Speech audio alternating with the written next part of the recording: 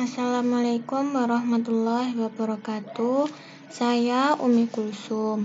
Di sini saya akan menerangkan tentang karakteristik OOP.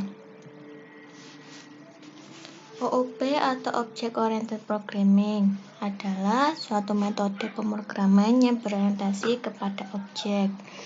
Di sini saya akan menerangkan 3 karakteristik OOP. Yang pertama yaitu encapsulation atau enkapsulasi, yaitu suatu cara untuk menyembunyikan informasi dari suatu kelas. Enkapsulasi mempunyai 2 hal mendasar, yaitu information hiding atau menyembunyikan informasi dengan cara memberikan hak akses privat pada informasi tersebut.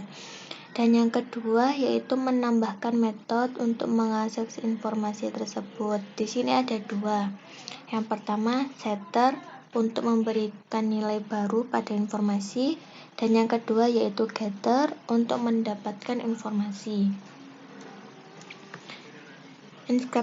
Enkapsulasi sendiri terdiri dari 3 jenis. Yang pertama, public atau kata kunci yang digunakan dalam Java yang memungkinkan setiap variabel dan metode yang dideklarasikan dalam kelas publik dapat diakses oleh semua kelas yang sama.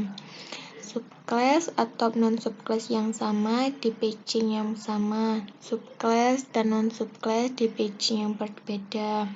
Yang kedua yaitu private atau kata kunci yang dideklarasikan dalam suatu kelas agar setiap variabel dan metode yang berada dalam kelas privat ini hanya dapat diakses oleh kelas yang sama. Dan yang kedua yaitu protected. Yang terakhir, protected. Kata kunci yang dideklarasikan untuk memproteksi suatu kelas agar setiap variabel dan metode yang dideklarasikan tidak dapat diakses oleh non-subclass di dalam paging yang sama. Contoh program dari enkapsulasi ini yaitu seperti gambar ini. Gambar yang pertama merupakan gambar yang menunjukkan kelas yang dibutuhkan dalam program, yang terdiri dari main Java dan webset Java. Yang kedua, gambar ini menunjukkan script yang ada pada kelas main Java. Di situ tertera beberapa script yang dibutuhkan untuk memanggil atau bisa dikatakan untuk outputnya.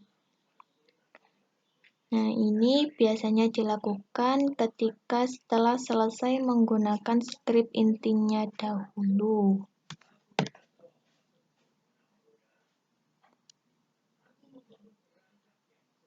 Gambar selanjutnya yaitu script yang ada pada webset Java, kelas webset Java.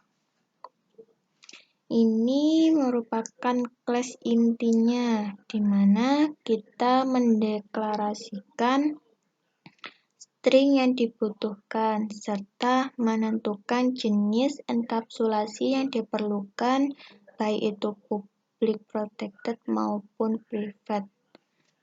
Public, protected maupun private. Itu sudah ada semua, public, private, dan protected. Yang terakhir ini adalah outputnya. Output dari website tersebut. Kelas website Java. Di sini tertera nick admin, nama asli admin, dan password.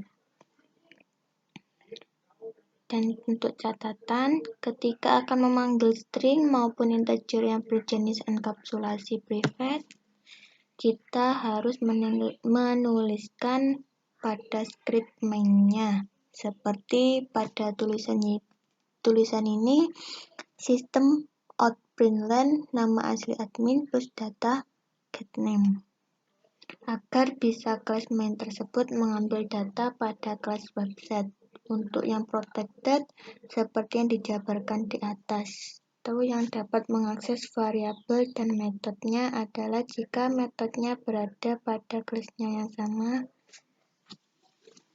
dan sebagainya. Selanjutnya, yang karakteristik yang kedua yaitu inheritance atau pewarisan. Proses pewarisan data dan metode dari suatu kelas kepada kelas lainnya. Kelas yang mewariskan disebut dengan superclass dan sedangkan kelas yang diwariskan sering disebut dengan subclass. Contoh dari dunia nyata seperti Bapak A memiliki anak B. Bapak A ini memiliki sifat penyayang, penyabar. Besar kemungkinan anak tersebut memiliki warisan karakter dari bapak si A ini, yaitu penyayang. Namun, anak ini cuma mewarisi sifat penyayang tersebutlah dari si bapak yang tadi. Jadi tidak semua sifat yang dari bapak itu menurun atau mewaris kepada anak si B ini. Atau salah satunya. Bisa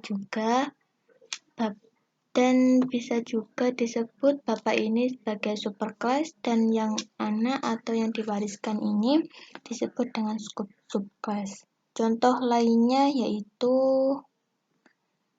ini. Superclass-nya yaitu bangun 2D yang terdiri dari nama, bentuk. Dan di sini tujuannya yaitu untuk mencari luas suatu bangunan. Dalam bangun 2D ini terdapat anak kelas atau yang diwariskannya itu berupa lingkar atau jenisnya lingkaran, segi 4 dan segitiga.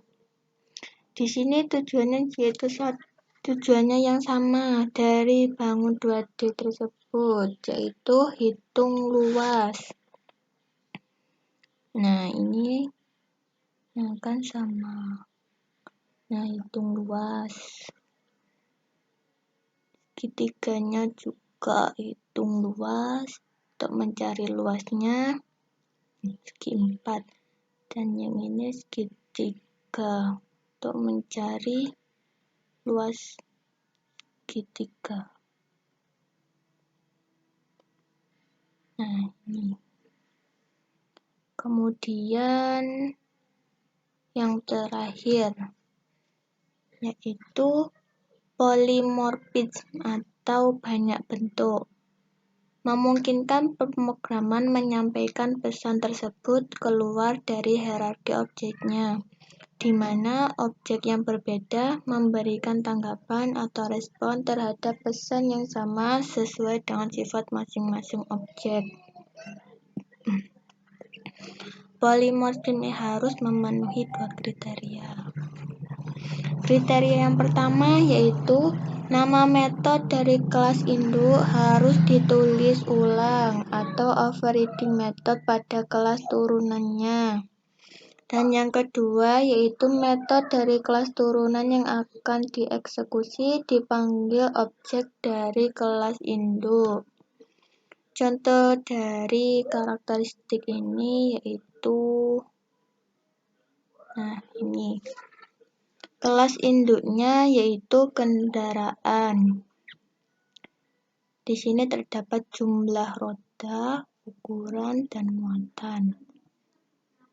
Dan anak kelasnya yaitu mobil, motor, dan truk besar. Dari anak kelas ini